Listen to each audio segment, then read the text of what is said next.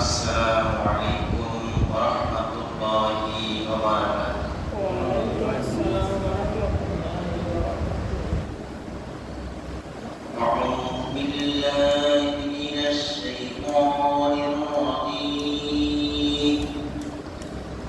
بسم الله الرحمن الرحيم.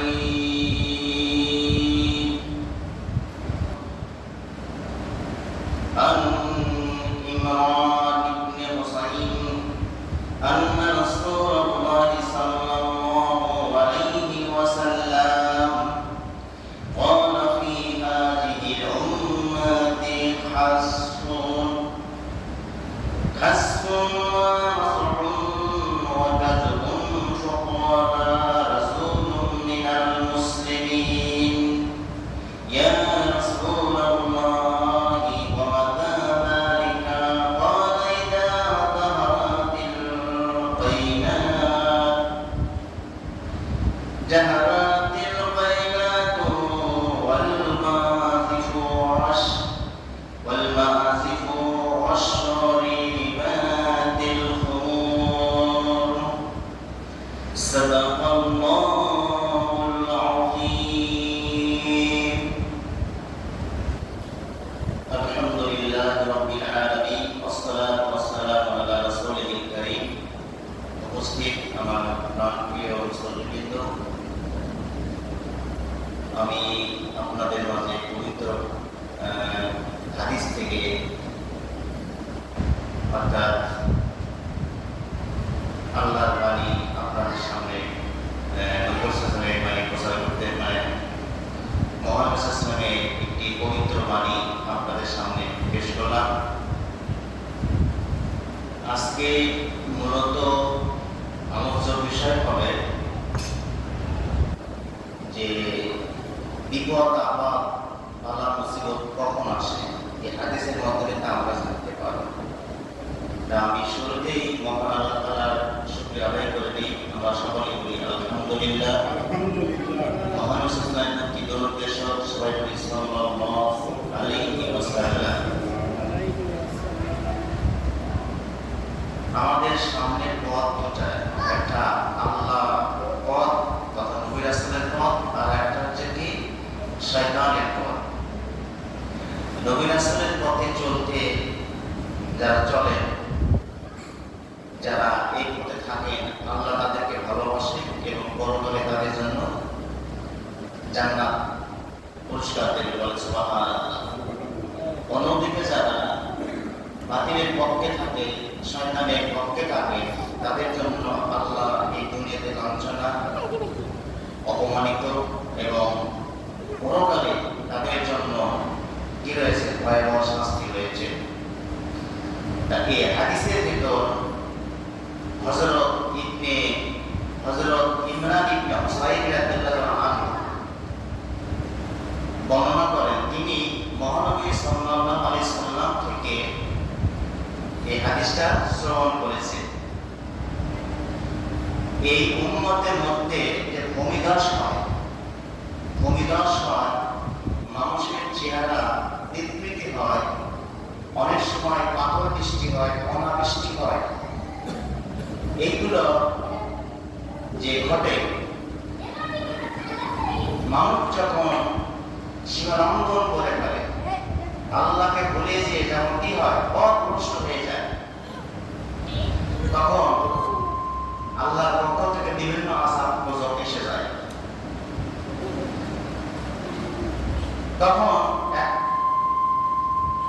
এক সাহাবী এসে বললেন, আল্লাহ রাসূল সাল্লাল্লাহু আলাইহি ওয়াসাল্লাম, এই যে পাথর বৃষ্টি, অনাবৃষ্টি, ঝড় তুফান, মানুষের ক্ষয়ক্ষতি, এটা কখন হয়?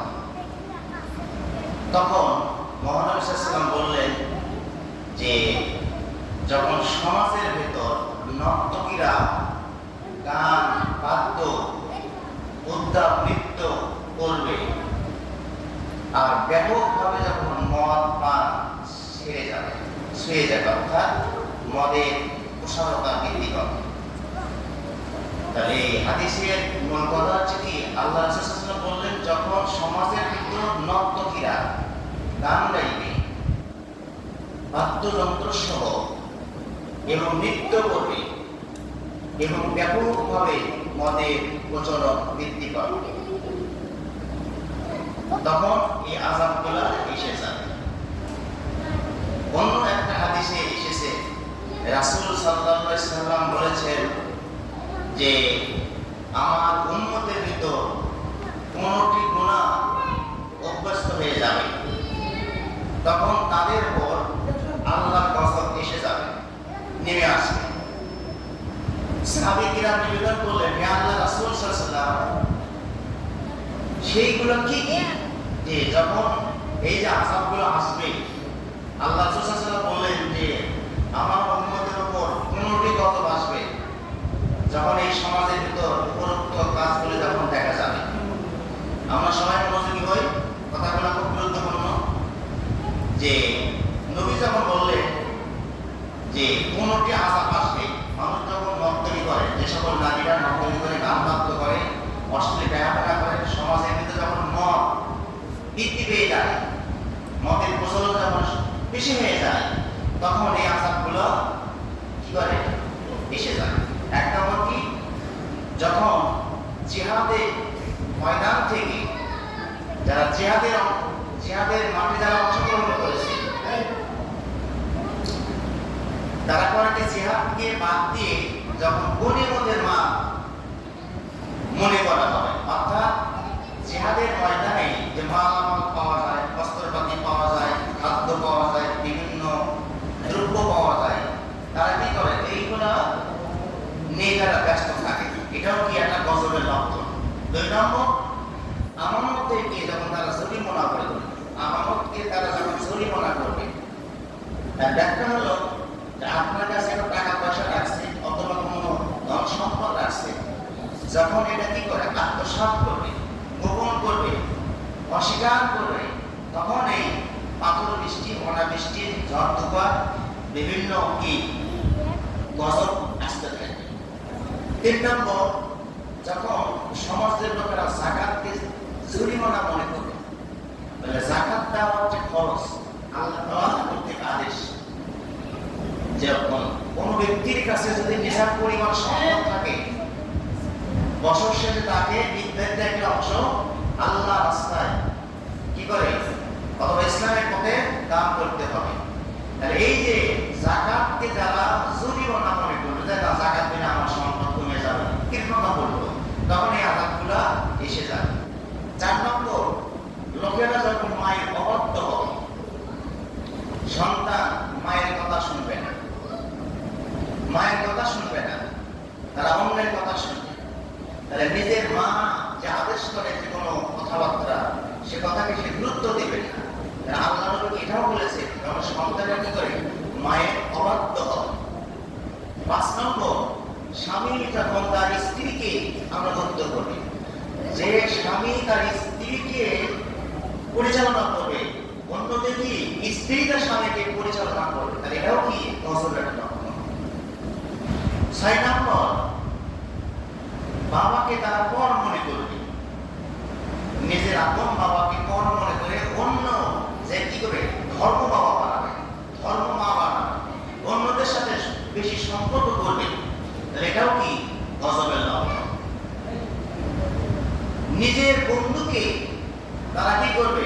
আপন মনে করবে, অর্থাৎ নিজের বাবা মা আত্মীয় স্বজনকে পর মনে করে অন্য বন্ধুদেরকে তারা আপন মনে করবে, এটাও কি গজবের লক্ষণ। এরপর মসজিদে তুমুল শোরগোল হবে, নামাজ পড়তে আসছে, আল্লাহর হুকুম পালন করতে আজাবে, তারা চিল্লাচিল্লি শুরু করে দেবে, একটা বিশৃঙ্খলা সৃষ্টি শুরু করে দেবে, অরাজকতা সৃষ্টি করে দেবে, বিভাদ সৃষ্টি করে দেবে, গণ্ডগোল সৃষ্টি করে দেবে, এটাও কি আমাদের মানে গজবের লক্ষণ। পাপাচারীরা নেতৃত্বের আসনে বসবে, পাপাচারীরা নেতৃত্বের আসনে বসবে, তার মানে হলো যারা সমাজের সৎ মানুষ, ভালো মানুষ, ন্যায় নিষ্ঠা, আল্লাহ প্রতি, রাসূল প্রতি, ইসলাম প্রতি, তাদেরকে মাইনাস করে যারা পাপ কাজ করে, যারা গাঁজারো, মদারো, যারা হিরোইন, যারা নেশা করে, এরাই কি করে? সমাজে নেতৃত্ব দেবে। রাস্তাঘাটে আল্লাহ রাসূল সাল্লাল্লাহু আলাইহি ওয়াসাল্লাম 1400 বলে গেছেন, এরপর কাউকে সম্মান দেখানো হবে তার অনিষ্ট থেকে বাঁচাতে। আমার সামনে আমার বস আসছে বা স্যার আসছে বা আমার সভাপতি সাহেব আসছে, আমি তাকে সম্মান দেখাচ্ছি কি আমিও তাকে সম্মান না দেখা সে আমার চাকরি খাইতে পারে, আমাকে পদবি নষ্ট করে দিতে পারে, অথবা কি করে আমাকে স্থানান্তর করতে পারে, অথবা কি আমার উপর নির্যাতন করতে পারে, জুলুম করতে পারে। এই জন্য আমি তাকে সম্মান করি, আসলে অন্তর থেকে ঘৃণা করি। এটাও কি গজবের লক্ষণ। এরপর মদ পান করা হবে। আজকে সমাজের মধ্যে থেকে এই যে আমাদের যুবক ছেলেরা নষ্ট হয়ে যাচ্ছে নেশা করার কারণে। বিভিন্ন ধরনের নেশা এখন বাজারে এসেছে, বিড়ি, সিগারেট, তামাক জাতীয় জিনিস এবং কি মদ, হেরোইন, ফেন্সিডিল, গাঁজা, ইয়াবা, আরো কত ধরনের জিনিসপত্র আছে। এগুলো কি আমাদের ছেলেরা এগুলো সেবন করে তার জীবনকে নষ্ট করে দিচ্ছে এবং সমাজকে নষ্ট করে দিচ্ছে। তাহলে এই যুবক সমাজকে কে রক্ষা করবে? এই যে মসজিদে আযান আছে, মাঠের ভিতর ছেলেরা খেলাধুলা করতেছে, অথচ কি ওদের প্রতি আল্লাহর ভয় নাই? ওই অবস্থায় যদি আমরা মৃত্যুবরণ করি তখন কি হবে আমাদের? আযান আছে, এটা মুয়াজ্জিনের কথা না, ইমাম সাহেবের কথা না, মুসল্লির কথা না, এখান থেকে আল্লাহ ডাক দেওয়া আছে। কি করো? সব কাজ ফেলে দিয়ে তোমরা কি করো? কল্যাণের দিকে আসো, মঙ্গলের দিকে আসো, আল্লাহর ইবাদতের দিকে আসো, মসজিদে আসো। এরপর পুরুষেরা রেশমি কাপড় পরিধান করবে। রেশমি মানে পাতলা পোশাক, যে পোশাক পরলে তার শরীর দেখা যাচ্ছে, এই ধরনের পোশাকটা পরিধান করবে। এটাও কি গজবের লক্ষণ। এরপর নর্তকীরা গান বাজনা ব্যাপকভাবে ছেয়ে যাবে, ঘরে ঘরে চলে যাবে, গান বাজনার বাদ্যযন্ত্র, নর্তকীরা গান গাইবে। এরপর বাদ্যযন্ত্র ব্যবহার বেড়ে যাবে, কদর বেড়ে যাবে। আমাদের সমাজে অনেক ধরনের বাদ্যযন্ত্র রয়েছে, এর মধ্যে কয়েকটাকে শালিন্দা, গিটার, সরোদ, বেহালা, ম্যাকটারে, তানপুরা, বালানাইকা, একতারা, দোতারা, শেরদারা, বেঞ্জো, একসা, ধমক, দিলরুবা, হারমোনিয়াম। এটা কি করে? এটা গানের ক্ষেত্রে ব্যবহার করে। কিয়ামতের লক্ষণ। তাহলে কি করে? ঘরে ঘরে এগুলো প্রচার হচ্ছে, মানুষ কিনতেছে। এরপর উম্মতের শেষ দিকের লোকেরা প্রথম যুগের লোকদেরকে তারা কি করবে? গালমন্দ করবে। আজ থেকে 50 বছর আগে, 100 বছর আগে তারা এসেছিল, এখনকার লোকেরা তাদেরকে গালি দেবে না, ওরা কি ভুল করছে, আমরা কি ভালো আছি। তাহলে এই কথাগুলি থেকে আমরা এটা শিক্ষা গ্রহণ করি যে গান বাদ্য থেকে আমাদের দূরে থাকতে হবে। গান বাদ্য মধ্যে কিছু পার্থক্য আছে না? যে গান বাদ্য শুনলে আপনার দেহ আল্লাহ কি হয়, ইসলাম কি হয়, কোরআন কি হয়, সেই গান বাদ্য শোনা আপনার জন্য, সেই গান শোনা আপনার জন্য কি জায়েজ। আর যে গান শুনলে আপনার দিল খারাপ পথে যায়, অসৎ পথে যায়, বেহাপনার পথে চলে যায়, মদের দিকে চলে যায়, সেই সময় গান বাদ্য থেকে আমাদেরকে দূরে থাকতে হবে।